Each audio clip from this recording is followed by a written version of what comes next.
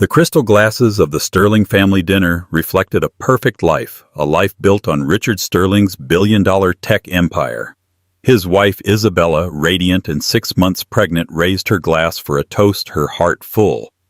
But the words that came out of Richard's mouth weren't a celebration of their future. They were a detonation. He announced with the casual air of ordering dessert that he was leaving her.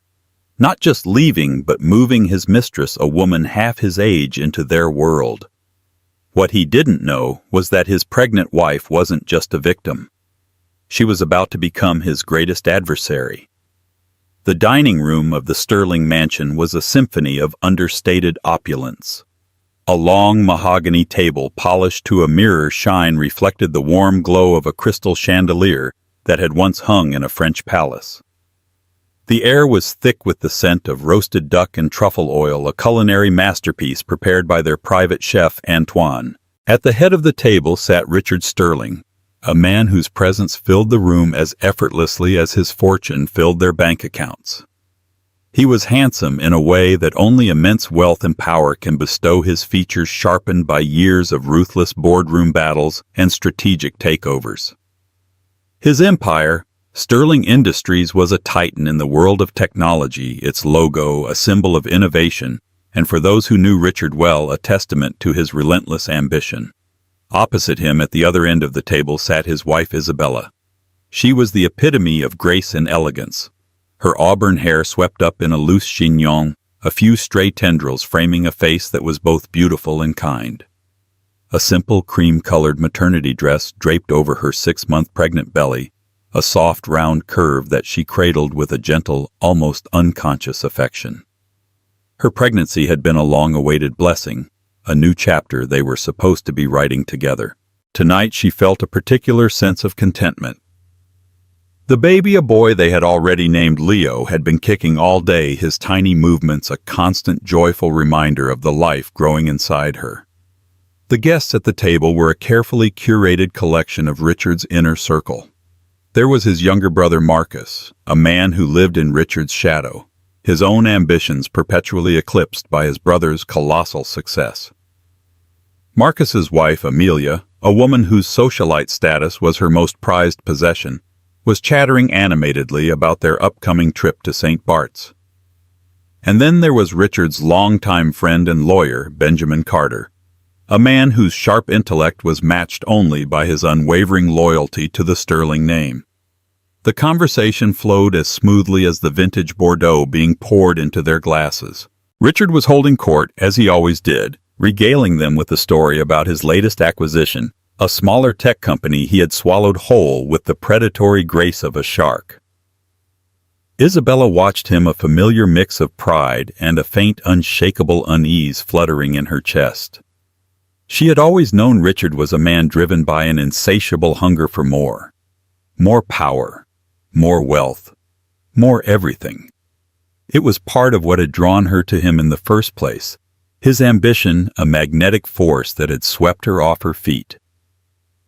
They had met 10 years ago at a charity gala, where she, a young art curator with a passion for Renaissance paintings, had been completely out of her element. He had approached her with a confidence that bordered on arrogance, but there was a vulnerability in his eyes that had intrigued her. He had pursued her relentlessly, showering her with gifts that were as extravagant as they were thoughtful. He had bought her a small, independent art gallery, giving her a space to nurture her passion. He had whisked her away on spontaneous trips to Paris and Florence, where they had wandered through museums hand in hand, his usually guarded demeanor softening in the presence of so much history and beauty. She had fallen in love with that version of Richard, the man who could quote Rilke and dissect a Caravaggio with the same passion he applied to a stock market analysis. But over the years that man had become a more elusive figure, his appearances increasingly rare. The demands of his empire had grown, and with them his ruthlessness. The vulnerability she had once seen in his eyes had been replaced by a hard, impenetrable glint. Their life had become a meticulously orchestrated performance, their roles clearly defined. He was the provider, the patriarch, the king of his self-made kingdom, and she was his queen, the beautiful, supportive wife who managed their magnificent home. and their social calendar with effortless grace. The gilded cage, as she sometimes thought of it, was undeniably beautiful. The sprawling mansion in the most exclusive neighborhood of San Francisco, the fleet of luxury cars, the private jet that could whisk them away to any corner of the world at a moment's notice. It was a life most people could only dream of. But lately the gold had started to feel cold and heavy, the cage more constricting than comforting. Richard was often distant, his mind perpetually occupied by deals and deadlines. Their conversations had become transactional, their intimacy a scheduled event rather than a spontaneous expression of love. She had tried to talk to him about it to bridge the growing chasm between them. But he would dismiss her concerns with a wave of his hand, a patronizing smile on his lips. "You worry too much, Bella," he would say, his voice laced with an impatience she had come to dread. "Everything is perfect. We have everything we could ever want." And now, with Leo on the way, she had allowed herself to believe that things would change. A baby, their son, would surely be the one thing that could tether Richard back to their shared life, back to her. She had imagined them as a family, a real family, not just a power couple on the cover of Forbes magazine. She had pictured Richard teaching their son how to throw a baseball in the vast manicured gardens of their estate, his laughter echoing in the summer air. As the main course was cleared away and dessert was served, a delicate lemon tart with a cloud of meringue, Richard tapped his glass with a fork, a gesture that immediately silenced the table. A slow, self-satisfied smile spread across his face, a smile Isabella had seen 1,000 times before, usually right after he had closed a particularly lucrative deal. "I have an announcement to make," he said, his voice smooth and confident. Isabella's heart gave a little flutter of anticipation. She thought he was going to announce a new wing for the children's hospital they supported, or perhaps a surprise baby moon for the two of them. She smiled at him, her eyes shining with love and expectation. But the words that followed were not what she expected. They were a sledgehammer to the carefully constructed facade of her life. "As you all know," Richard began, his gaze sweeping across the table, lingering for a moment on Isabella's hopeful face. "I've always been a man who goes after what he wants. And recently I've come to realize that what I want is a different life. A life of renewed passion and vitality." He paused, letting the weight of his words hang in the air. Isabella's smile faltered, a knot of dread tightening in her stomach.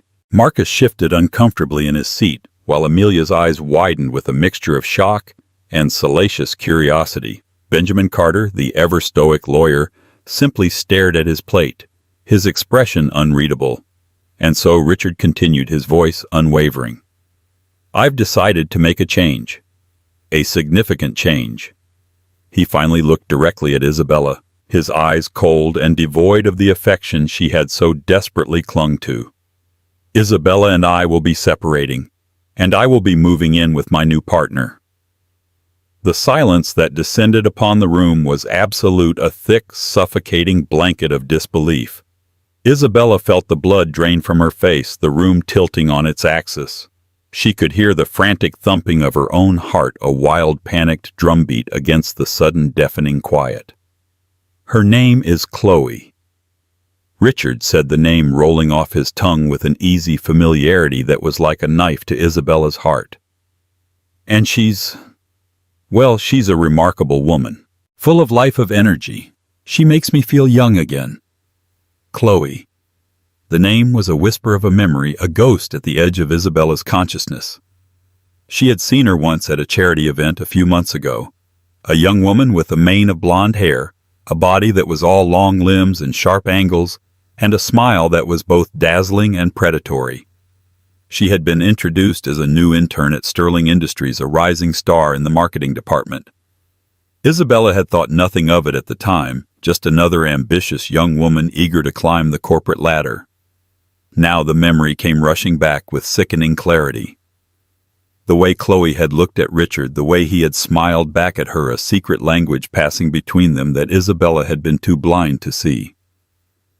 "She's moving in with me," Richard repeated, as if to make sure everyone had fully grasped the magnitude of his betrayal. "Into the penthouse apartment downtown.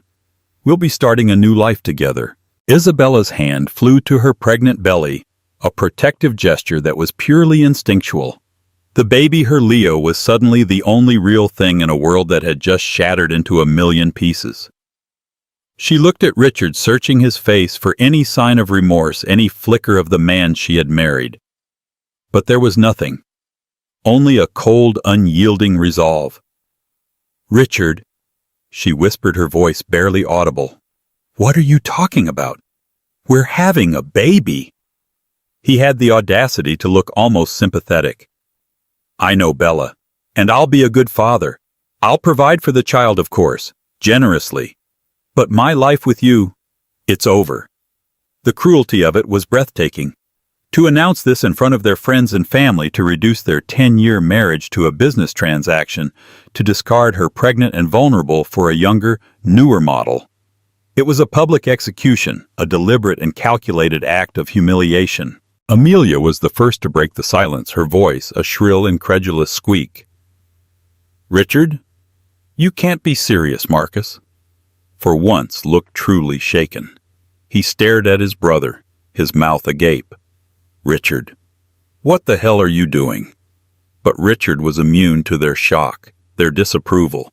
He had made his decision, and in his world, his decisions were final. He turned to Benjamin Carter, his tone shifting from personal to professional. "Ben, we'll need to draw up the papers. I want this to be quick and clean. I'm prepared to be more than fair with the settlement." Isabella felt a surge of rage so hot and fierce it almost choked her. Fair. He thought he could be fair after this. He thought he could buy her silence, her compliance with his blood money. She stood up, her chair scraping against the marble floor. The room swam before her eyes, but she held onto the back of the chair, her knuckles white. She looked at Richard, at the man she had loved, the man who was now a stranger to her, and she felt something inside her shift. The shock was still there, a raw, gaping wound, but beneath it a new feeling was taking root, a cold, hard resolve. She would not be a victim in his story. She would not be the discarded wife, the pitiable pregnant woman left behind. He had built his empire on ruthlessness, on taking what he wanted without a second thought for the collateral damage. He had just declared war on her, on their family. And Isabella Sterling, the quiet, graceful art curator, was about to show him that she too could be a formidable opponent. She didn't say a word. She simply turned and walked out of the dining room, her head held high, each step a silent vow. He had taken her life and shattered it. Now she would take something of his. She would take the house, the symbol of the life he had so carelessly thrown away. She would take it all, and she would do it not just for herself, but for the son he had so cruelly dismissed. The battle had just begun, and she was ready to fight. The silence that followed Isabella's departure was thick with unspoken words. Richard for a moment looked almost unsettled. He had expected tears, hysterics, a scene. He had been prepared for that. He had not been prepared for her silent, dignified exit. It was a move he hadn't anticipated, a variable he hadn't factored into his meticulously planned announcement. It was, in a word, a checkmate he hadn't seen coming. Marcus was the first to find his voice, his words laced with a fury that was rare for the usually passive younger brother. "You're a monster, Richard. A goddamn monster." Richard's jaw tightened. "Stay out of this, Marcus. This is between me and Isabella." "Between you and Isabella." Marcus scoffed, his voice rising. "You just publicly executed your pregnant wife. I think that makes it everyone's business." Amelia, ever the pragmatist, was already calculating the social fallout. "What are people going to say, Richard?" "The Sterling name will be dragged through the mud." Richard's gaze flickered to Benjamin Carter, who had remained silent throughout the entire ordeal, his face a mask of professional neutrality. "Ben," Richard said, his voice sharp, "get this sorted. I want a gag order. No one talks to the press. No one." Ben nodded slowly, his eyes meeting Richard's for a brief, unreadable moment. "I'll handle it." But Richard's attention had already shifted. He pulled out his phone, his thumbs moving swiftly across the screen. A moment later, a soft, feminine voice filled the room. "Richie, Is everything okay?" The sound of Chloe's voice was like a physical blow to Isabella, who was standing just outside the dining room, her back pressed against the cold wall. She had intended to go upstairs to her room, to the sanctuary that had been her private space. But she had been rooted to the spot, unable to move, a silent, unseen witness to the aftermath of her own life's demolition. "Everything's fine, sweetheart," Richard said, his voice softening, transforming from the ruthless CEO to the doting lover. "I'm on my way." He ended the call and stood up, adjusting the cuffs of his bespoke suit.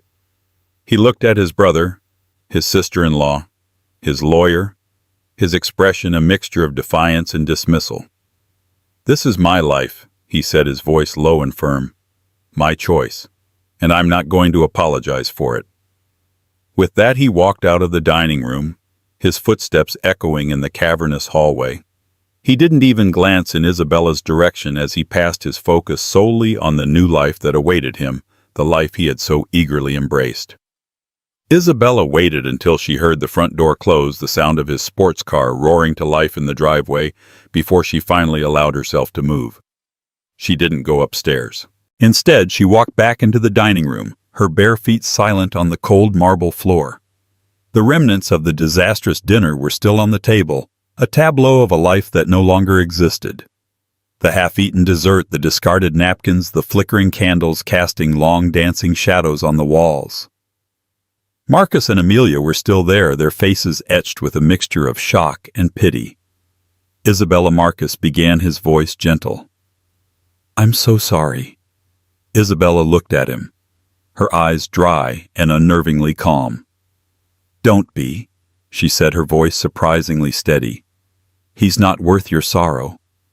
She walked over to the table and picked up her wine glass, the red liquid swirling like blood in the dim light. She held it up, a silent, bitter toast to the end of an era. And then, with a sudden, violent movement, she hurled the glass against the wall. It shattered on impact, the sound a satisfying explosion in the heavy silence. "I'm not going to let him destroy me," she said, her voice trembling with a nascent, righteous anger. "I'm not going to be another one of his discarded assets." She turned to Benjamin Carter, who was watching her with a newfound respect in his eyes. "Ben," she said, her tone all business, "I need a lawyer. The best. And I want to know everything. Every loophole, every clause, every weakness in that prenup he made me sign." Ben's lips curved into a faint, almost imperceptible smile. "I think I know just the person." Meanwhile, across town in a sleek, minimalist penthouse apartment overlooking the glittering expanse of the city, Chloe was waiting. She was wearing a silk robe, her blonde hair cascading over her shoulders in a carefully art-directed tumble. A bottle of champagne was chilling in an ice bucket, 2 flutes standing at the ready. When Richard arrived, she greeted him with a kiss that was both passionate and possessive. So she said, her voice a seductive purr, "It's done." Richard nodded, a flicker of something. Guilt, regret, crossing his face before he quickly masked it with a smile. "It's done." Chloe's smile widened. She had won. She had taken down the queen and claimed her throne. It had been a long, calculated game, a game she had played with the skill and precision of a master strategist. She had been the eager intern, the bright young thing who had caught the eye of the powerful CEO. She had listened to his stories, laughed at his jokes, made him feel seen and desired in a way his elegant, reserved wife never could. She had been his confidant, his escape, his fountain of youth. She had known about Isabella from the beginning, of course. She had studied her, analyzed her, identified her weaknesses. Isabella was a lady, a woman of grace and refinement. But she was also, in Chloe's eyes, a relic of a bygone era. A woman who had built her life around a man, a woman who would be lost without him. Chloe, on the other hand, was a modern woman, ambitious, ruthless, and unapologetically self-serving. She didn't want to be a wife. She wanted to be a partner, a power player, a woman who stood shoulder to shoulder with a man like Richard Sterling. And now she had it all. The man, the money, the lifestyle. She had orchestrated her victory with a brilliance that was almost terrifying. But there was one thing she hadn't counted on. One variable she had underestimated: Isabella Sterling. As she and Richard toasted to their new life together, the champagne a symbol of their triumph, she had no idea that the woman she had so easily dismissed was already plotting her revenge. She had no idea that the war was far from over.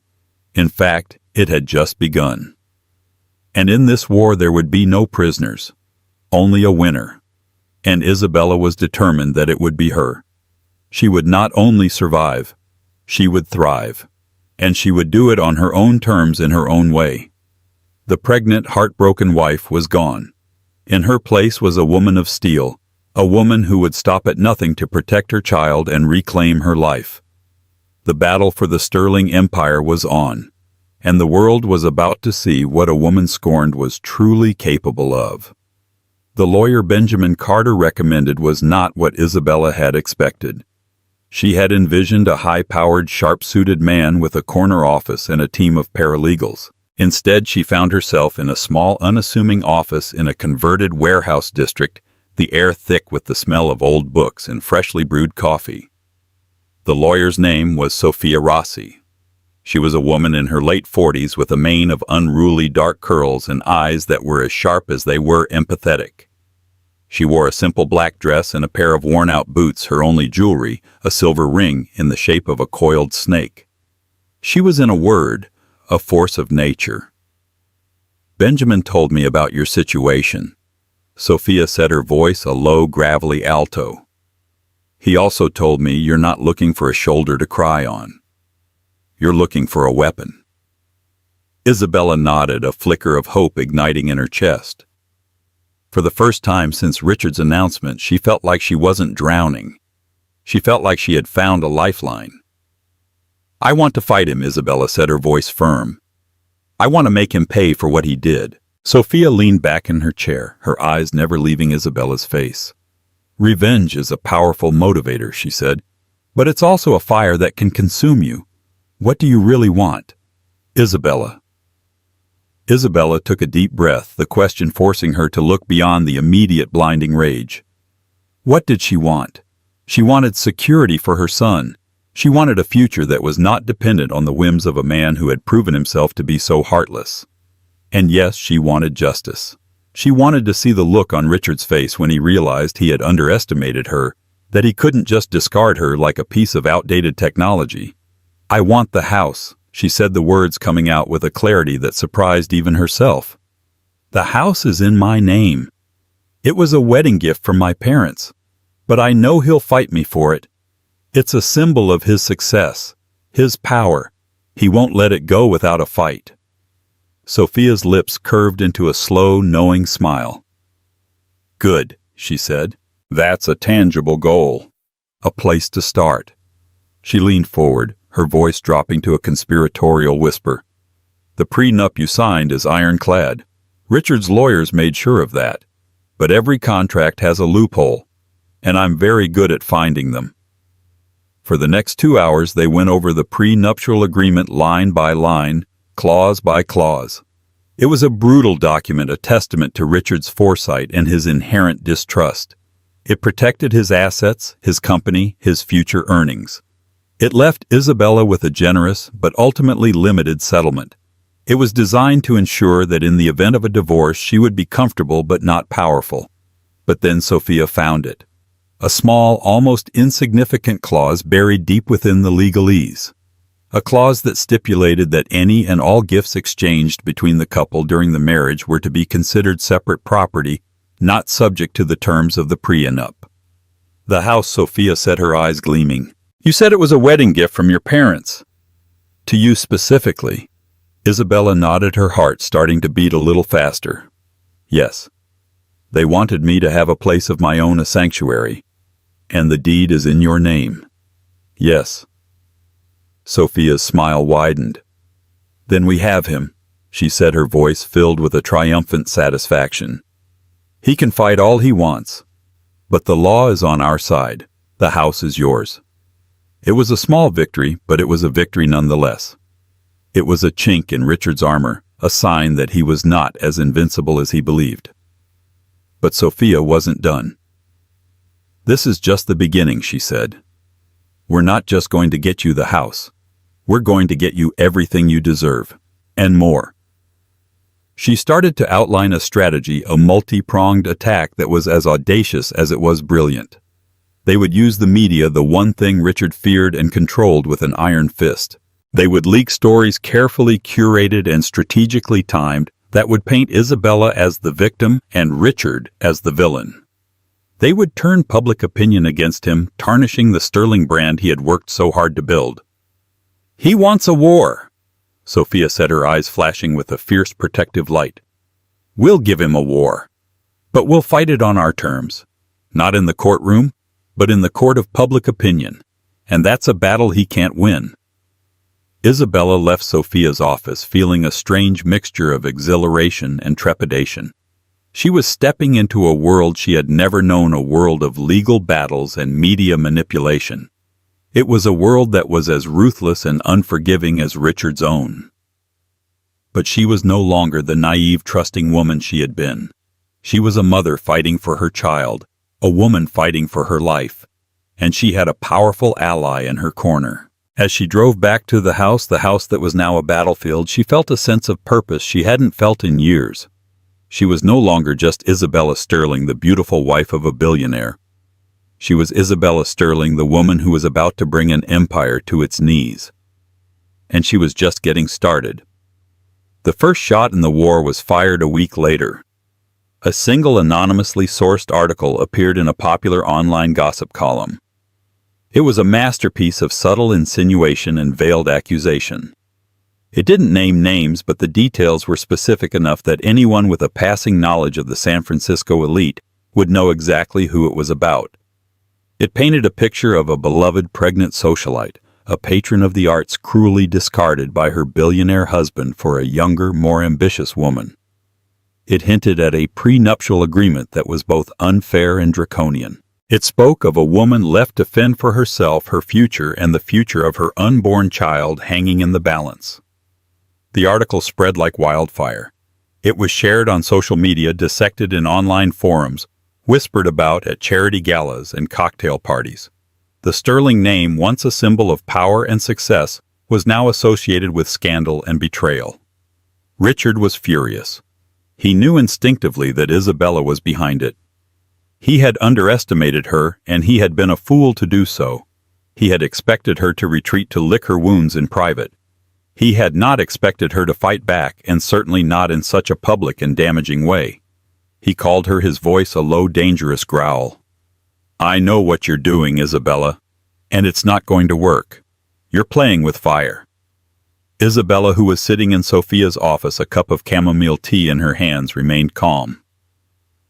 "I have no idea what you're talking about, Richard," she said, her voice cool and composed. "Don't play dumb with me," he snarled. "You're trying to ruin me, but you're forgetting who you're dealing with. I will crush you." "Is that a threat, Richard?" she asked, her voice laced with a newfound steel. "It's a promise," he said, and hung up. The threat hung in the air between them, a chilling reminder of the man he was, the man he had become. But Isabella was not afraid. She had Sophia on her side and a growing sense of her own strength. The next phase of their plan was to confront Chloe directly. It was a risky move, but Sophia believed it was a necessary one. They needed to know what they were up against to see the woman who had so callously and calculatingly destroyed a family. Isabella found Chloe at a trendy upscale restaurant having lunch with a group of friends. She looked every inch the triumphant victor, her laughter loud and carefree, her hand adorned with a massive diamond ring that Isabella had never seen before. It was, she realized, with a sickening jolt, a new engagement ring. Isabella walked over to their table, her presence casting a sudden chilling pall over their light-hearted conversation. Chloe's smile faltered, her eyes widening in a mixture of surprise and alarm. "Isabella," she said, her voice a little breathless, "what are you doing here?" "I think you know what I'm doing here," Isabella said, her voice low and steady. "I wanted to see you, to look you in the eye and ask you how you can live with yourself." Chloe's friends shifted uncomfortably in their seats, their eyes darting between the two women. This was a drama they had not anticipated, a public spectacle they were not prepared for. Chloe, to her credit, recovered quickly. She tilted her chin up, a defiant glint in her eyes. "I'm not the one who broke up your marriage, Isabella." "Richard did. He was unhappy. He had been for a long time. And you were just there to comfort him, is that it?" Isabella asked, her voice dripping with sarcasm. "The selfless, caring intern who just happened to fall in love with her married boss." "I do love him," Chloe said, her voice rising. "And he loves me. We're getting married." She held up her hand, flashing the gaudy diamond ring like a trophy. "He chose me, Isabella. He chose a future with me." Isabella looked at the ring, at the woman who was so proud of her conquest, and she felt a sudden, overwhelming wave of pity. This woman, so young, so beautiful, so ruthless, had no idea what she had gotten herself into. She thought she had won a prize. But Richard was not a prize. He was a predator, and sooner or later he would devour her, just as he had tried to devour Isabella. But then, as Isabella was about to turn and walk away to leave this woman to her hollow victory, Chloe said something that stopped her in her tracks. "And there's something else you should know," she said, a triumphant, malicious smile spreading across her face. "I'm pregnant." The words were like a physical blow, knocking the air out of Isabella's lungs. Pregnant. This woman, this stranger, was carrying Richard's child. Another child. A child who would be a constant reminder of his betrayal, a rival to her own unborn son. For a moment Isabella felt the world tilt on its axis, the familiar, suffocating darkness of despair threatening to engulf her. This was the one thing she hadn't anticipated, the one twist she hadn't seen coming. It was a checkmate she couldn't have predicted.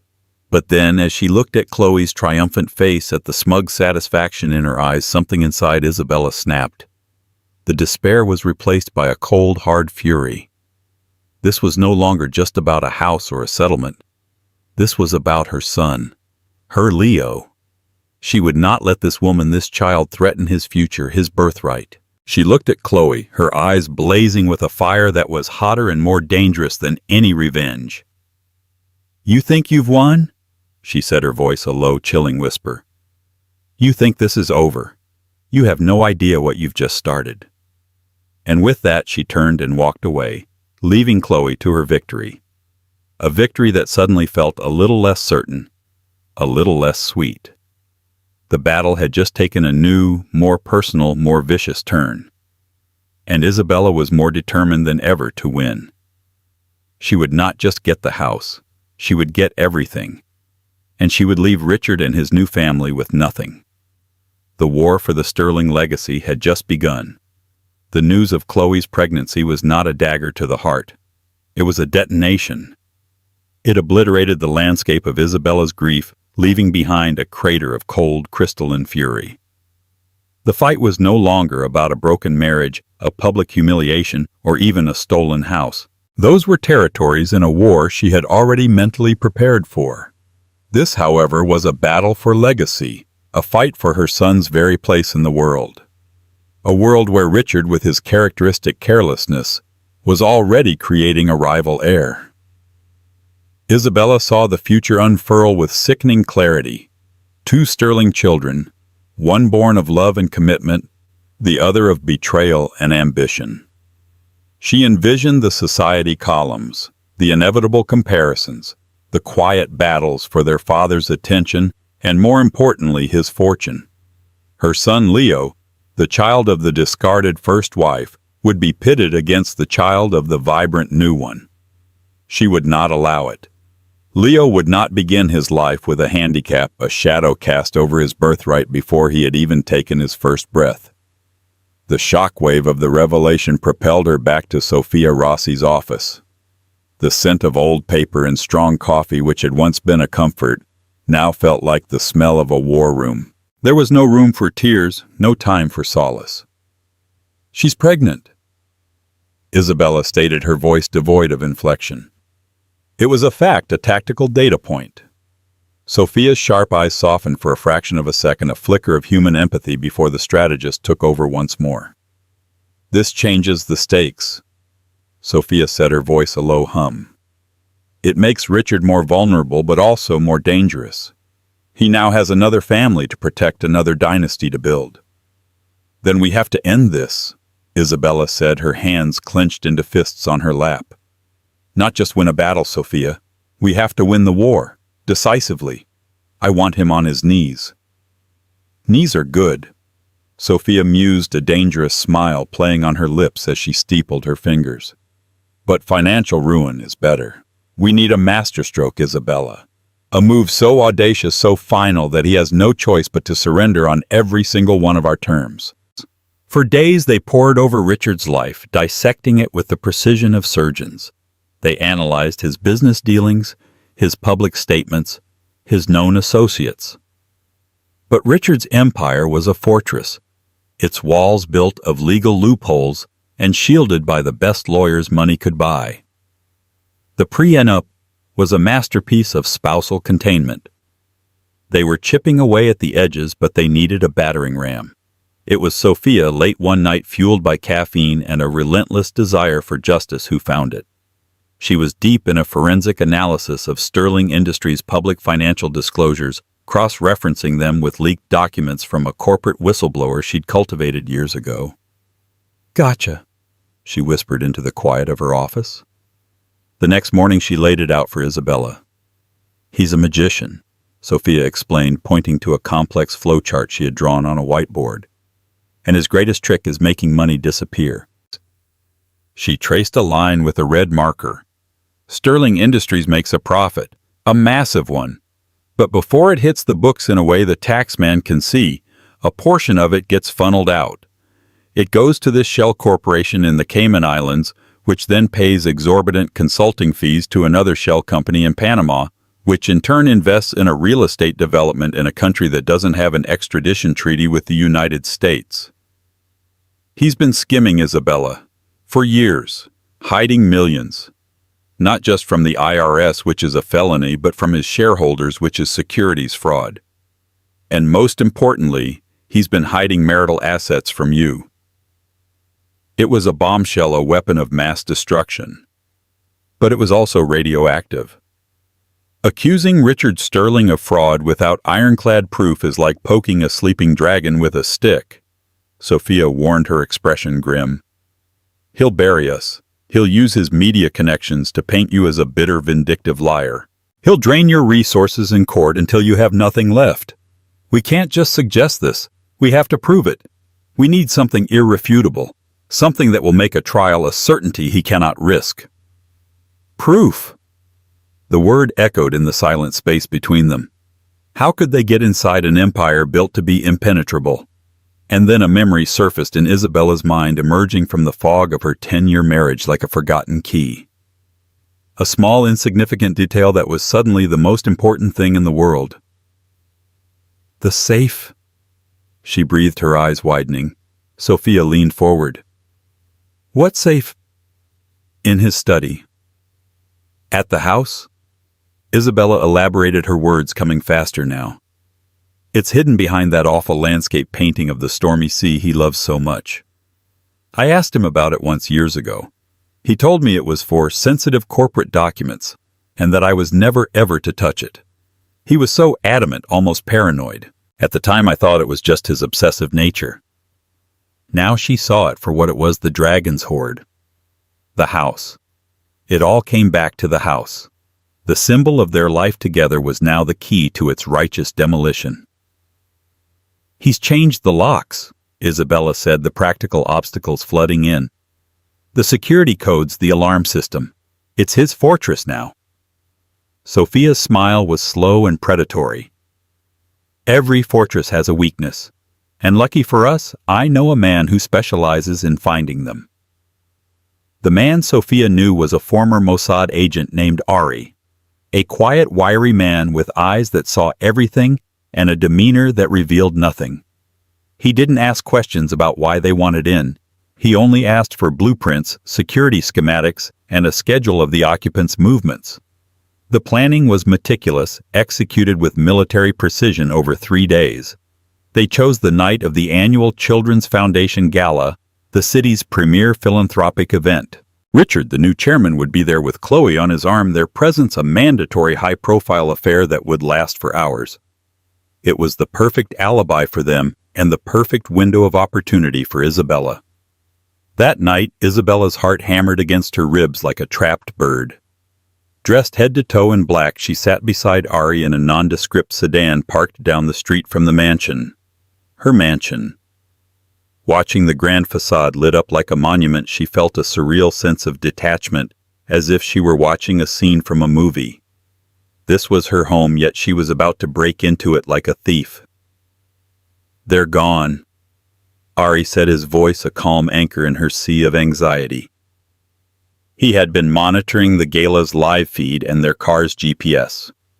"We have a 4-hour window, plenty of time." They didn't go through the front. Ari led her around the back through the manicured gardens where she had once planned to host Leo's first birthday party. He disabled the perimeter alarms with a small, sophisticated device, the silence of his work more terrifying than any noise. A side door, one she'd used 1,000 times to let the dogs in, clicked open under his expert touch. The air inside was cold and still, carrying the faint alien scent of Chloe's perfume. It was a violation, a desecration of a space that had been hers. Every shadow seemed to hold a memory, every familiar object a ghost of the life she'd had. She forced the emotion down, channeling it into focus. There was no time for sentiment. They moved silently to the study. The room was Richard's sanctuary, smelling of leather and hubris. And there it was, the dark, imposing painting of the stormy sea. Ari removed it with reverence, revealing the sleek black face of the safe. New model. Biometric and digital. Ari murmured more to himself than to her. He set to work, his movements economical and precise. Isabella stood watch at the door, her ears straining every creak of the old house, a potential siren. Minutes stretched into an eternity. The tension was a physical thing, a tightening in her chest, a metallic taste in her mouth. Finally, a soft, almost anticlimactic click. Ari stepped back. "It's open." Isabella approached, her breath held. Inside it was exactly as she'd imagined, and yet so much more. Stacks of $100 bills bundled neatly. Velvet pouches filled with what she knew were rare, untraceable diamonds. Bearer bonds worth millions. It was a treasure chest of pure liquid greed. But tucked away at the very back beneath a false bottom was the true prize. It wasn't treasure. It was a weapon. A simple black leather-bound ledger. Her hands trembled as she lifted it out. She opened it. The pages were filled with Richard's familiar sharp handwriting. It was a meticulous chronological record of his deceit. Dates, transfer amounts, offshore account numbers, names of shell corporations, Phoenix Holdings, Nautilus Investments. It was all there. A confession in black and white. The smoking gun. The dragon's heart ripped from its chest. She clutched it to her chest, the leather cool against her racing heart. This was power. This was not just victory, it was annihilation. The next morning, the first move was made with surgical precision. Sophia didn't call Richard's lawyer. She didn't send a threatening letter. She simply emailed Benjamin Carter's secure address. The email had no subject and no body. It contained a single attachment, a high-resolution scanned image of one page from the middle of the ledger. A page detailing a multi-million-dollar transfer to Phoenix Holdings. The response was faster than they could have imagined. Within the hour, Benjamin Carter, a man known for his icy composure, called Sophia. His voice was strained. He wanted a meeting. Richard was ready to talk. The meeting was set for the following afternoon. Richard's choice of venue was telling the formal dining room of the mansion. The very stage where he had announced her execution. He wanted to project an image of control, but Isabella knew it was the desperate act of a king who knew his castle was about to fall. When she walked in, he was standing by the window staring out at the grounds. He looked diminished, his bespoke suit hanging on a frame that seemed to have shrunk. The arrogance was gone, replaced by a pale, haggard exhaustion. Chloe was nowhere in sight. He was alone with his downfall. "Isabella," he said, his voice raspy. He couldn't meet her eyes. She didn't waste time on pleasantries. She walked to the long mahogany table and placed the black ledger squarely in the center. It sat there between them, a dark star absorbing all the light in the room. His eyes fixated on it, a flicker of raw fear crossing his face before being replaced by resignation. "What do you want?" he whispered. Isabella looked at him, truly, looked at him, and the last embers of love and hate finally died out, leaving only a vast, cold clarity. First, she began, her voice ringing with a strength she didn't know she possessed. "The house. It will be transferred into my name free and clear within 24 hours. All liens will be satisfied by you. All claims from you or anyone associated with you now or in the future will be extinguished." He flinched, but gave a short, sharp nod. "Second, you will establish an irrevocable trust for my son Leo. It will be funded with $50 million. It will be managed by an independent trustee of my choosing. You will have no control over it and no access to it. It will be his and his alone. Your generous offer of child support is rejected. My son will never be dependent on your moods or your money." He swallowed hard, the cost of his freedom being tallied before him. "And what of the other one?" He stammered, unable to even say Chloe's child's name. "Your other family is your concern," Isabella said, her voice cutting. "My concern is my son." He finally looked up, his eyes pleading. "And in return? For all this?" "In return," she said, her voice dropping, "I will give you a gift. The same gift you so cruelly denied me, the gift of a future. I could give this ledger to the U.S. Attorney's Office. I could give it to the SEC. I could watch as they dismantle your life's work board by board. I could watch them lead you away in handcuffs. And believe me, there's a part of me that would savor that moment." She let the image hang in the air between them, watching him pale. "But my son does not need a father in prison," she continued, her voice softening with a steely resolve. "He needs a mother who is whole, who is free from the poison of revenge. So you will agree to my terms without negotiation or delay. And in return, this ledger and all its contents will be my secret. A ghost that will haunt you, but one that will never see the light of day. You get to go on with your life, Richard, with what's left of it." It was a masterstroke, not of vengeance, but of mercy. A power move so profound it left him breathless. She had him, and she was letting him go.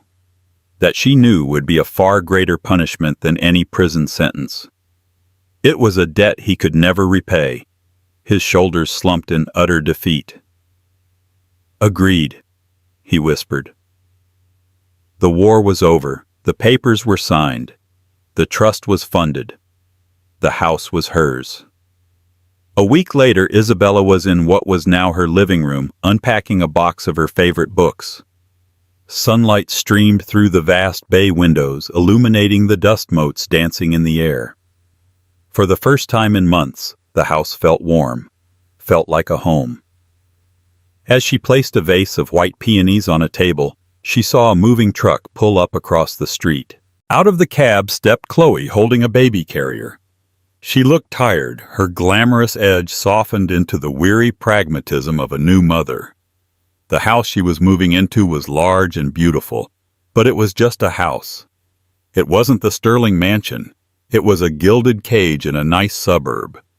Chloe had her child and a settlement, but the empire she had schemed for had eluded her. She had won her battle with Isabella only to find Richard's kingdom had crumbled in the process. Isabella watched her for a long moment, a complex mixture of pity and detachment washing over her. Their lives, so violently intertwined, were now set on separate, divergent paths. She turned away from the window back to the light-filled room, her hand resting on the gentle swell of her belly. She had fought not just for a house or for money, but for the right to build a life on her own terms. She had faced the dragon and emerged from the fire, not unscathed but remade. She was home. She was at peace. And she was finally and completely free. Isabella's story is a powerful reminder that the end of one chapter is often the beginning of another, more empowering one. She transformed from a betrayed wife into a formidable force, proving that true strength isn't about avoiding the storm, but learning to fight back with intelligence and grace. Her journey from heartbreak to victory, shows us that even in our darkest moments, we have the power to rewrite our own narratives. A 7-month pregnant wife, a Manhattan penthouse overlooking Central Park, and a love story that magazines called a modern fairy tale. Yasmin Redford had it all. Her husband, tech billionaire Howard Redford, was the man who had everything, and he'd given it all to her. So when he told her he was flying to St. Bart's for a final solitary retreat before their baby arrived, she kissed him goodbye. But billionaires don't fly commercial, and when a private jet's manifest is leaked, secrets have nowhere to hide. Howard wasn't alone. He was with his mistress on a lavish baby moon celebrating a different baby. What he didn't know was that while he was sipping champagne at 40,000 feet, his pregnant wife was meeting with the most ruthless divorce attorney in New York. The divorce papers were already drafted. The courier was already booked. And paradise was about to become a prison. The city lights of Manhattan glittered below the floor-to-ceiling windows of the penthouse, a sprawling universe of captured stars. To Yasmin Vanderbilt Redford, they were just part of the wallpaper of her life. A life so meticulously curated for perfection, it felt at times like a museum exhibit. She was the primary installation, the beautiful, intelligent wife of Howard Redford, the boy wonder of the fintech world. At 33, Howard was a force of nature. He had the restless energy of a man who believed he could bend the world to his will, and the track record to prove it. His company, Nexus Capital, had revolutionized algorithmic trading, making him a billionaire before his 30th birthday. He was handsome in a way that seemed almost unfair. Sharp jaw eyes the color of a stormy sea that held a perpetual spark of ambition, and a smile that could disarm world leaders and charm seasoned investors with equal ease. They had met at a charity gala 5 years prior. Yasmin, then a rising star in the art curation world, possessed a quiet grace and a formidable intellect that Howard found captivating. She wasn't just another socialite drawn to his flame. She challenged him, debated with him, and saw the man behind the myth. Her family, the Vanderbilts, were old money steeped in traditions, and a quiet, unshakable influence that made Howard's new money flashiness seem almost crude in comparison. Their union was a merger of dynasties, a storybook romance that graced the covers of Vogue and Forbes simultaneously. Their home was a testament to their combined aesthetics. Howard's sleek minimalist tech seamlessly integrated with Yasmin's priceless collection of contemporary art and antique furniture. It was a palace in the sky on the 78th floor of 157, a monument to their success, their power, their love. And now, at 29, Yasmin was 7 months pregnant with their first child, a son. The final piece of the perfect picture was about to be set in place. She ran a hand over the gentle, firm swell of her belly, a protective primal gesture that had become second nature. The baby kicked, a fluttering reminder of the new life she was nurturing. She smiled, a genuine, unguarded expression that rarely made it past the fortress of her public composure. "He's active tonight," she'd said an hour ago, hoping to draw Howard away from the holographic stock ticker glowing faintly in his home office. Howard had looked up, his focus slow to shift. "That's my boy. Already planning his market takeover." He'd smiled, but it didn't quite reach his eyes. His gaze was distant, his mind clearly still crunching numbers and closing deals a world away. This distance was a new thing, a subtle but persistent chill that had crept into their gilded cage over the past few months. At first, Yasmin had dismissed it as stress. Nexus Capital was in the middle of a massive global expansion, and Howard was pushing himself, as always, to the brink. There were more late nights at the office, more hushed phone calls taken in rooms he'd just exited, more weekends consumed by emergency board meetings. "It's the final push, darling," he'd assured her, stroking her hair, as she lay beside him in their cavernous bed. "Once the Asia deal is closed, it's just you and me and the little guy. I promise." Yasmin, wanting to believe him, had accepted it. She was a supportive wife, the anchor to his stratospheric ambition. But a thread of unease had been pulled, and now she couldn't stop it from unraveling the tapestry of their perfect life. The real shift, the one that planted a seed of cold dread in her heart, had a name: Chloe Sterling. Chloe was Howard's new protege, a 25-year-old coding prodigy from MIT. She was brilliant, beautiful, and possessed an ambition that mirrored Howard's own. He spoke of her with a reverence that bordered on obsessive. "She sees the market in a way no one else does," he'd say. "She's the future of the company." Yasmin had met her once at a company dinner. Chloe was a whirlwind of youthful energy with wide, doe-like eyes and a cascade of raven hair. She hung on Howard's every word, her hand brushing his arm a little too often, her laughter a little too loud, a little too intimate. Yasmin, a connoisseur of social subtleties, had recognized the performance instantly. It was the calculated, hungry ambition of a predator disguised as hero worship. She had felt a wave of nausea that had nothing to do with her pregnancy. When she had gently mentioned to Howard that Chloe's professional admiration seemed to blur boundaries, he had become uncharacteristically defensive. "Don't be ridiculous, Yasmin," he'd snapped, his voice sharp.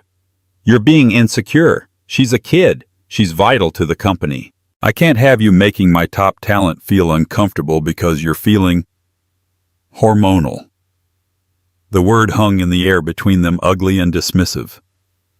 Hormonal. He had never spoken to her like that before.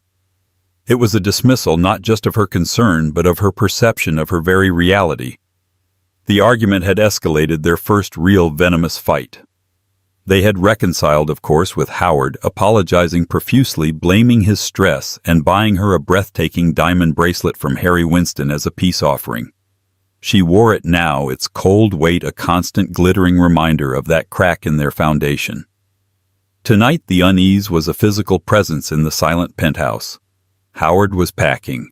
He had announced it 2 days ago. "I need a break before the baby comes," he'd said, avoiding her eyes as he stared out at the city. "Just a few days to clear my head. I've booked a trip. St. Bart's. Just me. I need to disconnect to come back ready to be a father." Yasmin's heart had constricted. St. Bart's was their place. It was where he had proposed on the pristine white sands of Saline Beach. The thought of him there alone felt wrong, a desecration of a shared memory. Why alone? "Howard," she had asked, her voice quiet. "We could go together. A baby moon. Most couples do that." "You can't fly, Yasmin," he'd replied quickly, a little too quickly. "Doctor's orders. It's too close to your due date. It's not safe." She knew he was right about the flying restrictions, but the excuse felt hollow, a prepackaged, convenient truth. Still, she had relented.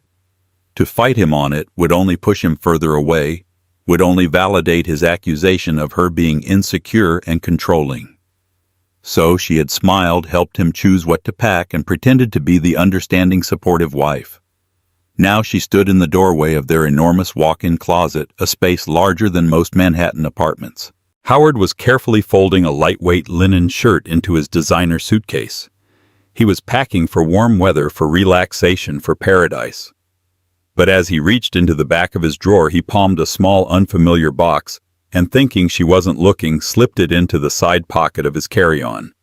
It wasn't a watch box or a cufflink box. It was smaller, more delicate. The size of a box for a woman's necklace, or perhaps a ring. Yasmin's blood ran cold. Her heart hammered against her ribs, a frantic, trapped bird. She said nothing. She simply watched her mind, a maelstrom of denial and terrifying certainty. He was going to St. Bart's, their special place, but he was not going alone. And he was bringing a gift. She retreated silently from the doorway, her hand protectively on her belly. The baby kicked again, harder this time, as if sensing his mother's distress. In the reflection of the vast dark window, Yasmin saw herself, a woman standing on the precipice of a great fall, the glittering city lights behind her no longer looking like stars, but like the cold, indifferent eyes of a world that was about to watch her perfect life shatter into a million pieces.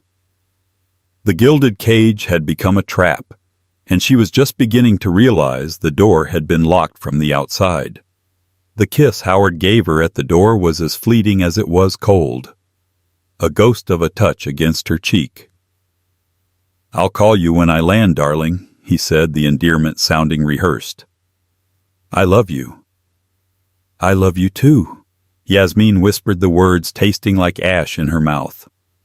She watched the elevator doors slide shut, encasing him in polished brass, and the finality of it felt like a guillotine's drop. The silence he left behind was immense, a roaring vacuum where the hum of his presence used to be.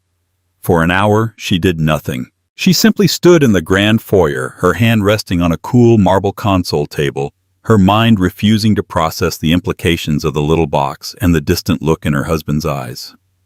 Denial was a warm, comforting blanket, and she wanted to wrap herself in it to sleep until he came back and proved her fears were nothing more than the paranoid fantasies of a hormonal pregnant woman. But Yasmin Vanderbilt Redford was not a woman who wallowed in denial for long. Her breeding, her education, her very nature were rooted in analysis and action. She had managed art galleries, negotiated with ruthless collectors, and navigated the treacherous social waters of New York's elite. She was a strategist. With a newfound icy resolve, she walked into Howard's home office. The room was his sanctuary, a temple of chrome and black leather. His primary desktop computer was locked, protected by a password so complex it was likely a string of code. But Howard was a creature of habit, and in his arrogance, convenience often trumped security. His personal laptop sat on the corner of the desk, still logged in. Her hands trembled as she moved the mouse. The screen flickered to life, showing a half-finished email to his legal team about the Asia expansion. Her guilt was a sharp stabbing pain, but her suspicion was a roaring fire that consumed it. Where to even begin his emails? His calendar. She started with his browser history. Her eyes scanned the list, mostly financial news sites, tech blogs, and links to Nexus Capital's internal servers. Then she saw it. A series of searches from the past week, all centered around St. Bart's. Best private villas. St. Bart's, chef-catered meals. St. Bart's, jewelry stores. Gustavia Cartier, Trinity, necklace price. And then the one that made her breath catch in her throat. St. Bart's, medical clinic, obstetrics. The word pulsed on the screen. Why would he be looking up pregnancy-related medical care in St. Bart's? He had told her she couldn't fly. The only possible reason was that he was going with someone else who was pregnant. The pieces slammed together in her mind with brutal, sickening force. The distant behavior, the constant talk of his brilliant protégé. Chloe. The late nights weren't about work. They were about her. The hushed calls weren't to his board. They were to his mistress. The little box wasn't for a future surprise for Yasmin. It was a Cartier necklace for the other woman he had gotten pregnant. The baby moon he was taking wasn't to prepare for fatherhood with his wife. It was to celebrate a new family he was starting with his employee. A wave of dizziness washed over her, and she gripped the edge of the desk to steady herself, a low, wounded sound escaping her lips. The betrayal was absolute, a multi-layered act of cruelty so profound it was almost elegant in its depravity. He wasn't just cheating. He was replacing her. He was taking their special place, their baby moon, their future, and giving it to someone else. Her grief was a physical thing, a crushing weight on her chest that made it hard to breathe. Tears streamed down her face, hot and silent. The life she had built, the man she loved, the future she was carrying in her womb, it was all a lie. A meticulously constructed, beautifully presented lie. But then through the fog of pain, a different feeling began to surface. It started as a spark in the pit of her stomach and grew into a wildfire of pure, unadulterated rage. It was the fury of a woman scorned, yes. But more than that, it was the protective rage of a mother. This man, her husband, was not just betraying her. He was betraying their unborn son. He was creating a world of chaos and deception for his child before he even took his first breath. Yasmin wiped her tears with the back of her hand, her expression hardening. She was not a victim to be pitied. She was a Vanderbilt. She was a Redford, and she would not be erased. She returned to the laptop, her movements now precise and clinical. She needed more than just suspicion. She needed undeniable proof.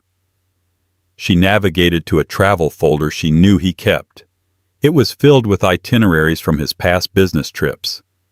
And there it was. A new file created 2 weeks ago. SBH Retreat.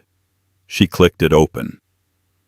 The confirmation was for a 7-night stay at the Elysian Villas, the most exclusive and private resort on the island, a place so luxurious it made their usual 5-star haunts look common.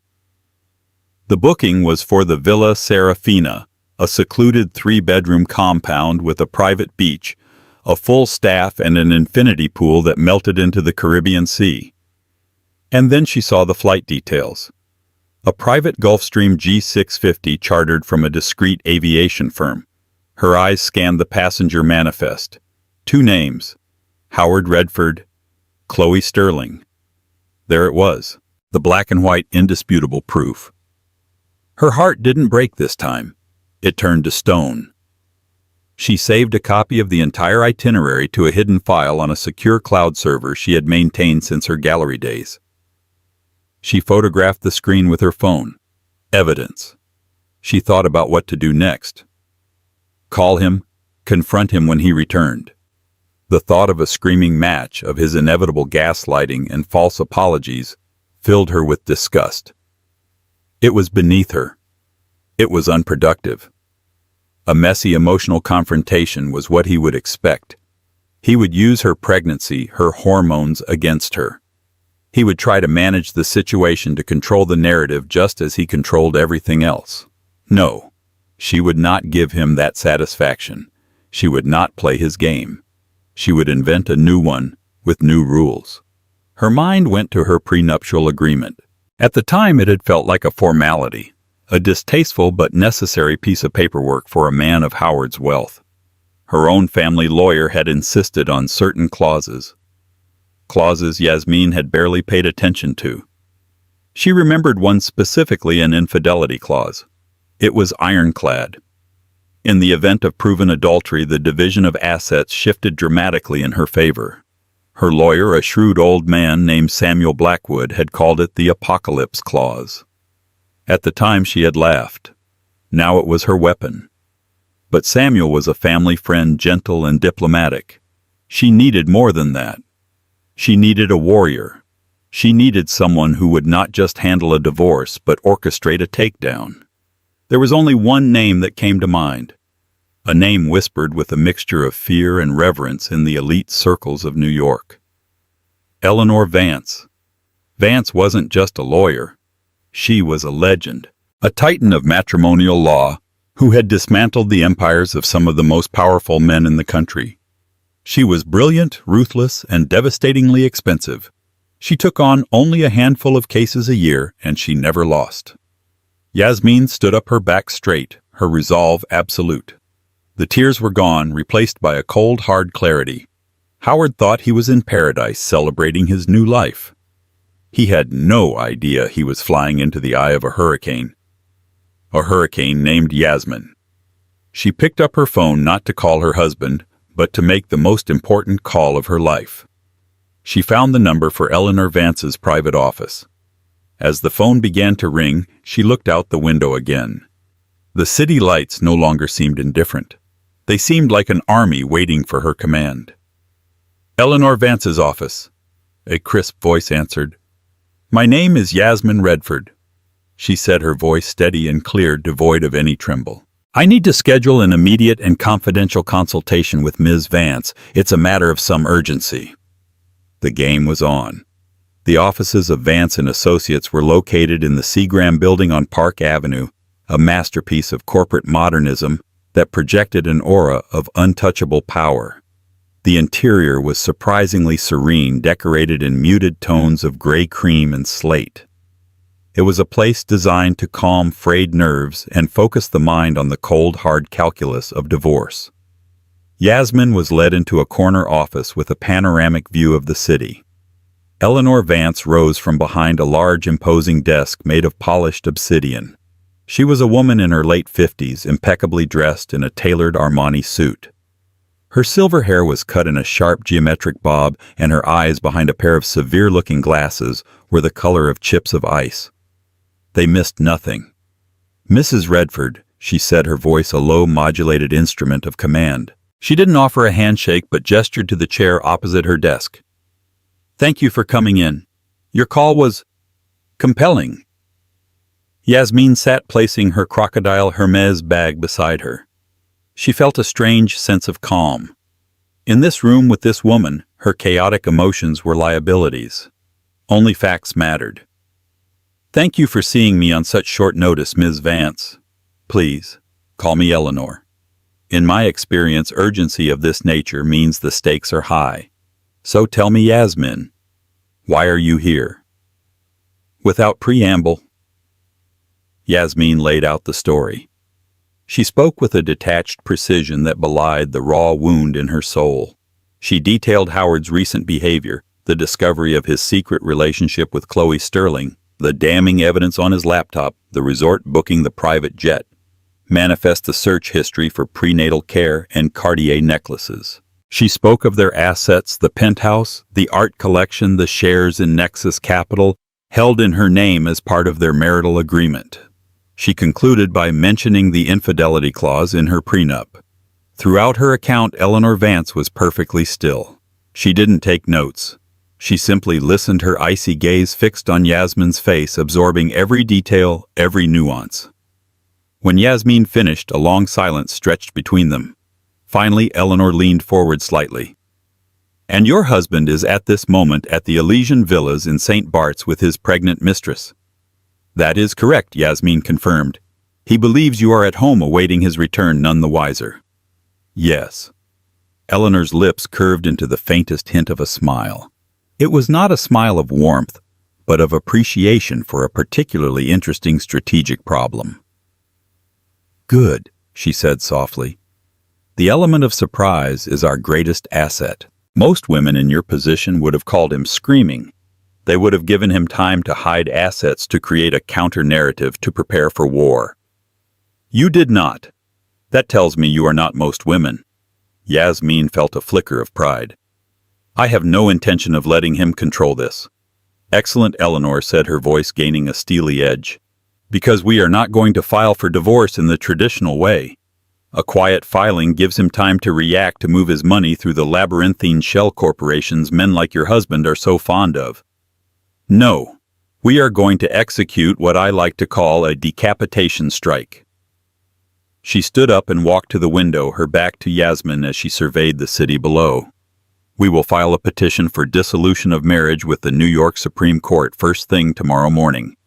Simultaneously, we will file an ex parte motion for a temporary restraining order. This is key. We will ask the judge to freeze every known asset: bank accounts, brokerage accounts, credit cards, property titles, personal and corporate. We will argue that there is a significant risk of dissipation of marital assets. A fancy way of saying your billionaire husband is about to hide his money now that he's been caught. Given that he is currently out of the country with his paramour, on whom he is clearly spending lavishly, the judge will almost certainly grant it." Yasmin listened, captivated by the cold, brutal efficiency of the plan. Eleanor turned back to face her. "The order, once signed by the judge, will be transmitted electronically to every financial institution. By midday tomorrow, Howard Redford will be a billionaire on paper, but he won't be able to buy a cup of coffee. His corporate accounts at Nexus Capital will be frozen. Payroll, vendor payments, everything. The company will be paralyzed. This will force him to the negotiating table immediately and on our terms." The scale of it was breathtaking. It wasn't just a divorce. It was a corporate siege. "He'll be furious," Yasmin breathed. "That is the point," Eleanor replied. "A furious man makes mistakes. A panicked man gives concessions. We want him shocked, stranded, and powerless. Which brings me to the delivery." She returned to her desk and fixed Yasmin with an intense look. "We will not have a grubby process server from the city accost him. This needs to be a moment of maximum psychological impact. We will hire a high-end international courier service. A professional in a suit will arrive at his private villa in paradise. They will hand-deliver a package containing the summons, the divorce petition, and a copy of the judge's freezing order. He will be sunning himself with his mistress one moment and financially castrated the next. A vision flashed in Yasmin's mind. Howard poolside, his confident smile dissolving into disbelief and horror. The satisfaction was a dark, heady poison. "There is one more thing," Eleanor continued, her voice softening almost imperceptibly. "I want you to write him a note. A short one, to be included in the package. Nothing emotional, nothing angry, just a simple, clear message that this is your decision. It's important that the final blow comes from you." The next 24 hours were a blur of focused activity. Yasmin worked tirelessly with Eleanor's team of forensic accountants and legal aides. She provided them with every piece of financial information she had. Account numbers, she had memorized names of his private bankers, details of their property holdings in London and the Hamptons. She proved to be a formidable resource, her mind sharp and her memory for detail exact. Her years of managing multi-million-dollar art acquisitions had made her fluent in the language of money and assets. As the legal machinery churned, Yasmin felt a profound shift within herself. The grief, while still present, was packed away in a locked room in her heart. In its place was a cold, driving purpose. She was no longer just Yasmin Redford, the wife. She was a general commanding an army, moving pieces on a chessboard of immense consequence. She did it all while fielding Howard's daily calls from St. Bart's. "Hello, darling," he'd said on the first call, his voice breezy and warm. "The weather is incredible. You would love it. I wish you were here." "I wish I were there, too," she'd replied, her voice a perfect imitation of wistful longing. The ease with which she lied was terrifying, a skill she hadn't known she possessed. She was a performer, just like Chloe. "How are you feeling? How's the little guy?" "We're fine," she said, one hand on her belly. "Just missing you." Each lie was a small piece of her soul chipping away, but she held firm. She was protecting her son, building a firewall around their future. On the morning the papers were to be filed, Yasmin sat at her own desk, a delicate antique piece of furniture that stood in stark contrast to the brutal modernity of Howard's office. She took out a sheet of her personalized, cream-colored stationery. Her handwriting, usually a graceful, flowing script, was now tight and controlled. Eleanor had advised her to be concise. She thought for a long time, the pen hovering over the paper. What could she say to the man who was the love of her life and the architect of her greatest pain? In the end, she wrote only 2 sentences. 2 sentences that conveyed everything he needed to know. "Howard, I know about Chloe. I know about the baby. Enjoy St. Bart's. Yasmin." She sealed the note in its matching envelope. It was the most civilized and yet the most savage thing she had ever done. Late that afternoon, Eleanor called. "The judge has signed the order," she said, a note of triumph in her voice. "The wire transfers to the banks are complete. The assets are frozen. The courier is on a flight to St. Martin and will take a private charter to St. Bart's. He will deliver the package to Villa Serafina tomorrow at noon local time." Yasmin hung up the phone. It was done. The storm she had gathered was about to make landfall. She walked over to the vast window and looked down at the city. Far below, a yellow taxi, impossibly small, navigated the canyons of steel and glass. She felt a kinship with it, a small but determined entity moving with purpose through a world of giants. Howard had once told her that in his business, timing was everything. You had to know the exact moment to strike to ensure maximum gain. It seemed she had learned his lessons well. Tomorrow at noon, in his sun-drenched paradise, Howard Redford would learn that his wife was a much better student than he had ever imagined. The Caribbean sun was a benevolent god, casting a brilliant, warm glow over the island of St. Bart's. In the exclusive enclave of the Elysian Villas, perched high on the cliffs overlooking Governor Beach Paradise, was a tangible reality. At Villa Serafina, the sound was of gentle waves kissing a private stretch of sand, the clinking of ice in crystal glasses, and the soft, satisfied laughter of its 2 occupants.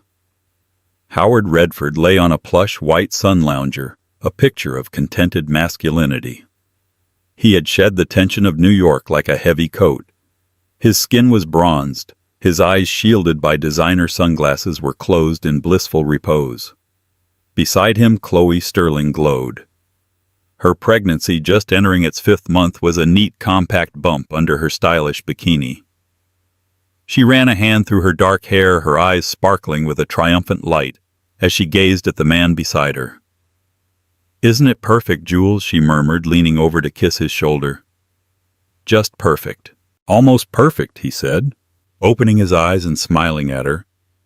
He reached into the beach bag beside him and pulled out the small navy blue Cartier box. This might help. Chloe gasped, her hands flying to her mouth.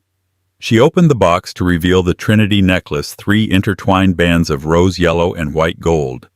It was delicate, iconic, and impossibly expensive. "Oh, Howard," she breathed, her eyes welling with tears. "It's beautiful." "A symbol," he said, his voice smooth as silk. "For us.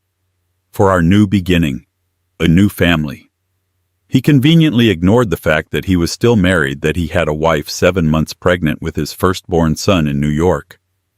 In this sun-drenched bubble, that Yasmin felt a million miles away. Here with Chloe, he was reborn, unshackled from the weight of old money and tradition that Yasmin represented. Chloe was his future, a reflection of his own voracious ambition. As he fastened the necklace around her neck, a man appeared at the edge of the terrace. He was dressed not in resort wear, but in a lightweight gray business suit. He held a sleek leather portfolio. He was discreet, professional, and utterly out of place. Jean-Pierre, the villa's butler, followed a step behind him, looking flustered. "Monsieur Redford, my apologies." This gentleman insisted. "A delivery for you." Howard's brow furrowed in annoyance. "I'm not expecting anything." The courier stepped forward. "Mr. Howard Redford?" he asked, his accent vaguely European. "Yes." Howard answered, his tone clipped. "I have an urgent personal delivery for you from New York." He extended the thick document-sized envelope. It was heavy, official-looking. Howard sighed, taking the package. He assumed it was from his office, some tedious document the board needed him to sign. "Fine, thank you," he said dismissively, placing it on the table beside him, intending to ignore it. "Sir," the courier said, not moving, "my instructions are to wait until you have personally opened the package and acknowledged its contents." Howard shot him a look of pure irritation. The arrogance of it was astounding. "Instructions from whom?" "From the office of Eleanor Vance, on behalf of your wife, Mrs. Yasmin Redford." The name hit Howard like a physical blow. Eleanor Vance. He knew that name. Every billionaire in New York knew that name. It was a name synonymous with ruin. And then on behalf of your wife, Yasmin. The blood drained from his face. The warm, benevolent sun suddenly felt cold and menacing. Chloe, sensing the drastic shift in his demeanor, sat up straight, her hand protectively on the new necklace. "Jules, what is it? Who is Eleanor Vance?" Howard didn't answer. His hand, suddenly clumsy, fumbled with the clasp of the envelope. He tore it open, his heart pounding a frantic rhythm against his ribs. The first document he pulled out was a summons to the Supreme Court of the State of New York. The bold letters at the top screamed at him. Petition for dissolution of marriage. He stared at it, his mind refusing to comprehend the words. Divorce. Yasmin was divorcing him. How could she possibly know he had been so careful? His mind raced, trying to find a foothold in the crumbling reality. It had to be a bluff, a misunderstanding. But then he saw the next document. It was dozens of pages long. The motion for the temporary restraining order. He scanned the text, his eyes catching phrases that made his stomach clench. Irrefutable evidence of adultery. Significant risk of dissipation of marital assets. Commingling of funds for the purposes of extramarital activities. Attached to the back were the exhibits. Exhibit A. A copy of the flight manifest for the private jet with his name and Chloe Sterling's. Exhibit B. The reservation confirmation for the Villa Serafina, Exhibit C. A printout of his internet search history. He felt a profound, sickening sense of exposure. She knew everything. Chloe, now deeply alarmed, tried to read the papers over his shoulder.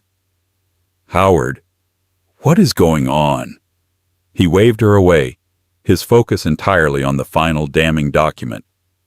The judge's order. It was stamped signed. He read the operative paragraphs, and the world tilted on its axis. It is hereby ordered that all personal and corporate bank accounts, brokerage accounts, and lines of credit listed in Exhibit D, held in the name of Howard Redford and/or Yasmin Vanderbilt Redford, are hereby frozen. It is further ordered that all assets of Nexus Capital LLC are hereby frozen, pending a full accounting of marital funds. Frozen. All of it. The word echoed in the sudden ringing silence of his mind. He was sitting in a $50,000 a night villa, a billionaire on paper, and he suddenly didn't have a dollar to his name. His hand trembled as he reached for the last item in the envelope. It was a single sheet of cream-colored stationery, Yasmin's stationery. He recognized her elegant, precise handwriting. He read the two short, devastating sentences. "Howard, I know about Chloe. I know about the baby. Enjoy St. Bart's. Yasmin." It was the polite, calm civility of the note that shattered him completely. It wasn't the note of a hysterical, heartbroken woman. It was the note of an executioner. Cold, final, absolute. He dropped the papers which scattered across the sun-drenched stone. He lunged for his phone, his hands shaking so violently he could barely unlock it. He tried to open his banking app. A red banner flashed across the screen. Account access restricted by court order. He tried his corporate account. The same message. He tried his personal Centurion card. He pulled up the app.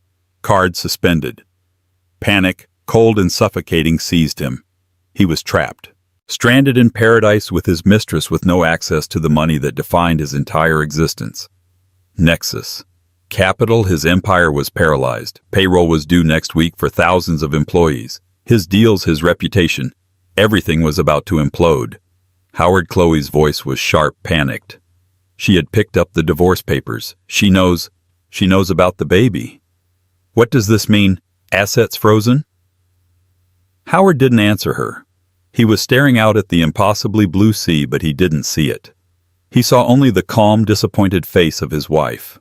The wife he had underestimated. The wife he had dismissed as hormonal and insecure. The quiet, graceful woman who had just brought his entire world crashing down around him with nothing more than a pen and a phone call. The courier, who had been watching the scene unfold with professional detachment, finally spoke. "Mr. Redford, do you acknowledge receipt?" Howard slowly turned his head, his face a mask of disbelief and impotent rage. He felt a primal scream building in his chest, a roar of fury at his own stupidity, at Yasmin's unexpected treachery. He had come to paradise to celebrate a new beginning, but he had walked directly into the meticulously planned end of his life as he knew it. And the worst part, the part that twisted in his gut like a knife, was the chilling finality of her note. Enjoy St. Bart's. It wasn't just a farewell. It was a curse. The paradise of Villa Serafina transformed into a luxurious prison cell almost instantly. The serene bubble of sun, sea, and champagne popped, leaving behind the acrid smell of panic and recrimination. Howard's first instinct, the instinct of a man used to solving every problem with his checkbook, was to fight, to call his lawyers, his bankers, his board members. He stabbed at his phone, dialing his lead attorney at Nexus Capital. The call went to voicemail. He tried his personal wealth manager at Goldman Sachs. Voicemail. He soon realized the horrifying scope of Eleanor Vance's strategy. The court order wouldn't have just gone to the banks. It would have gone to his key personnel, advising them that all communication regarding financial matters was to be directed through Vance's office. He was cut off, isolated. Chloe, her initial shock curdling into fear, watched him pace the terrace like a caged tiger. The Cartier necklace felt like a cold weight on her skin, now no longer a trophy, but a brand. "What are we going to do?" she asked, her voice trembling. "How are we supposed to pay for this place? How are we getting home? Don't you think I'm trying to figure that out?" Howard snarled, turning on her. The charm he had cultivated was gone, stripped away to reveal the raw, desperate man beneath. "This is your fault. My fault." Chloe shot back, her doe eyes flashing with anger. "You're the one who was married. You told me she was fragile, that you were going to leave her after the baby was born. You said you had it all under control. I did have it under control," he roared. "But I underestimated her. I underestimated what she was capable of." Their argument spiraled, the beautiful fantasy of their future dissolving into a bitter blame game. All the while, the sun continued to shine and the waves continued to crash, indifferent to the implosion of their affair. Back in New York, Yasmin was the picture of calm control. She sat with Eleanor Vance in the lawyer's obsidian-walled office, monitoring the fallout. Eleanor's phone had been ringing incessantly. Panicked calls from Nexus Capital's board members, from Howard's army of financial advisors, even from the charter jet company, demanding to know how they would be paid for the return flight from St. Bart's. Eleanor handled each call with surgical precision. "Mr. Redford's assets are under a court-ordered freeze," she would state calmly. "All inquiries are to be directed to my office in writing." "No, I cannot authorize any payments at this time. He's trapped." Yasmin said, a note of grim satisfaction in her voice. "For now," Eleanor cautioned. "Men like your husband are cornered animals. He will get creative. He will find a line of credit call in a favor from someone off the books. Our goal wasn't to strand him forever, but to force his hand. He will have to negotiate. And when he does, he will be negotiating from a position of absolute weakness." The first twist came 2 days later. Howard, having exhausted all his official channels, made a desperate call to a man he knew from his early, hungrier days, a shadowy private equity magnate named Marcus Thorne, with a reputation for operating in the gray areas of international finance. Howard begged for a short-term, high-interest loan, just enough to get home and mount a legal defense. Marcus Thorne agreed, but the price was steep. It wasn't just interest he wanted, it was information. He wanted inside knowledge of Nexus Capital's proprietary trading algorithms, the crown jewels of Howard's empire. Cornered and desperate, Howard agreed. What Howard didn't know was that Marcus Thorne had a silent partner in his equity firm, a partner who had been feeding him information about Howard for months, waiting for the perfect moment of vulnerability to strike. That partner was Yasmin's father, Harrison Vanderbilt. Harrison, a man of immense quiet power from the world of old money, had always distrusted Howard. He saw him as a flashy, arrogant upstart who didn't deserve his daughter. When Yasmin had come to him, not for help, but simply to inform him of her plan, he had put his own chess pieces in motion. He knew Howard's type. When cornered, he would turn to someone like Thorne. Harrison's investment in Thorne's firm gave him a listening post right inside Howard's desperate plea. The call was recorded, providing Eleanor with undeniable proof that Howard was attempting to sell off corporate secrets, which were also marital assets, in direct violation of the court order. Contempt of court. Eleanor set a predatory gleam in her eye as she listened to the recording. "This is beautiful. We can use this to strip him of his control over the company entirely. We can petition the judge to appoint an independent receiver to run Nexus Capital." The second, more personal twist came from Chloe Sterling herself.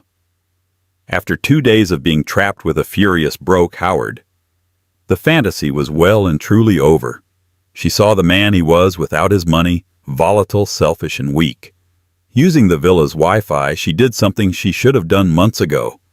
She researched Eleanor Vance, and in her research she found articles about another of Vance's famous cases, a case involving a faked pregnancy and a fraudulent claim on a wealthy industrialist.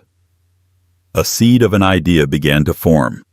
Chloe contacted Eleanor Vance's office, directly requesting a secret meeting. She claimed to have information that would be invaluable to Yasmin's case. Yasmin, against Eleanor's initial advice, agreed to a video call. She needed to see the woman who had tried to destroy her life. On the screen, Chloe looked pale and diminished, the confident glow completely gone. "Mrs. Redford." "Yasmin." She began, her voice shaky. "I know you have no reason to believe me, but I am not the monster you think I am. Howard. He lied to me. He told me your marriage was over, a loveless arrangement. He said you were emotionally unstable. And you chose to believe him." Yasmin asked, her voice like ice. "I was a fool," Chloe admitted. "But I'm also pregnant with his child, and now he is ruined and I am trapped. I want to help you. In exchange for consideration." "What kind of consideration?" Eleanor cut in, her tone sharp. "A settlement," Chloe said, finding a sliver of her old confidence. "A trust fund for my child. And in return, I will testify that Howard was actively planning to defraud you. That this entire baby moon was a precursor to him hiding assets in offshore accounts under my name. I have emails. He was careless." Yasmin looked at the young woman on the screen. She saw the desperation, the calculated self-interest. It was a tempting offer. Chloe's testimony would cement their case and utterly ruin Howard, but something in Yasmin's gut told her to be cautious. Her motherly instinct was screaming. "Chloe," Yasmin said, her voice softening slightly. "Before we discuss any deals, I want one thing. A doctor in St. Bart's is going to come to your villa. He will perform an ultrasound. I want to see the image of my husband's child." Chloe's face froze. A flicker of pure panic shot through her eyes before she masked it. That's an invasion of my privacy." "It's a condition of any negotiation," Yasmin stated flatly. "No scan, no deal. You have 1 hour to agree." Yasmin ended the call. The silence in the room was thick with tension. "You think she's lying?" Eleanor asked. "I think," Yasmin said, her hand on her own very real kicking belly, "that a woman who is truly 5 months pregnant doesn't panic at the thought of an ultrasound." An hour later, the call came not from Chloe, but from a frantic Howard. Marcus Thorne had informed him that their deal was off, that Harrison Vanderbilt was involved, and that he was now facing contempt charges. He was broken. "Yasmin, please," he begged, his voice cracking. "I'll do anything. I'll give you whatever you want. Just call this off. You've destroyed me." "You destroyed us, Howard," she replied, her voice devoid of emotion. "You did this." As he continued to plead, an email dinged in Eleanor's inbox. It was from the international courier service they had used. The man who delivered the papers had submitted his final expense report. He noted that upon leaving the villa, he had passed the trash receptacle at the end of the long driveway. Sticking out of the top was the distinctive navy blue Cartier box. He had thought nothing of it, but in light of the high-profile nature of the case, decided to mention it. He also attached a photo from his phone. Eleanor opened the image and turned the screen toward Yasmin. It showed the empty Cartier box, but lying beside it in the trash was something else. A small silicone prosthetic. The kind used by actresses, or perhaps by a woman trying to convincingly fake a pregnancy bump. It was the final ugly piece of the puzzle. Chloe wasn't pregnant. She had never been pregnant. The search for obstetrics in St. Bart's wasn't for her care. It was likely Howard researching what a real 5-month pregnancy should look like. The entire affair, the baby, that was the foundation of their new life, was a complete and utter fraud, a scam designed to entrap a billionaire. And Howard, in his arrogance and ego, had fallen for it completely. Yasmin looked at the picture, then back at the city skyline. Her husband hadn't just betrayed her for another woman. He had betrayed her for a lie, a cheap, pathetic illusion. The rage and grief she had been holding back finally receded, replaced by a profound, almost pitiful sense of clarity. He wasn't a monster. He was a fool, and his empire was crumbling not because of a grand passion, but because of a grand deception he had been too blind to see. Her phone buzzed again. It was Howard calling for the 10th time. She silenced the call and looked at Eleanor. "It's over," Yasmin said. Let's finish this. The end wasn't a fiery explosion, but the quiet, deliberate dismantling of a life. Armed with proof of Howard's attempted fraud and Chloe's deception, Yasmin held all the cards. The divorce settlement was not a negotiation, it was a surrender. Yasmin retained the Manhattan penthouse, the art collection, and a controlling interest in Nexus Capital as stipulated by the Apocalypse Clause in their prenup. She had the board install an interim CEO, a steady hand to guide the company out of the chaos Howard had created. Howard was left with a fraction of his former fortune and a reputation shattered beyond repair. Chloe Sterling vanished last heard of boarding a flight to Dubai, the fake pregnancy and Cartier necklace, her only parting gifts from a life she almost had. Months later, Yasmin stood in the nursery of the penthouse. The room was bathed in the soft afternoon light, decorated in serene shades of cream and blue. In her arms, she held her son Daniel Vanderbilt Redford. He was small, perfect, and blessedly real. He had his father's stormy eyes, but Yasmin hoped he would have her strength, her perception.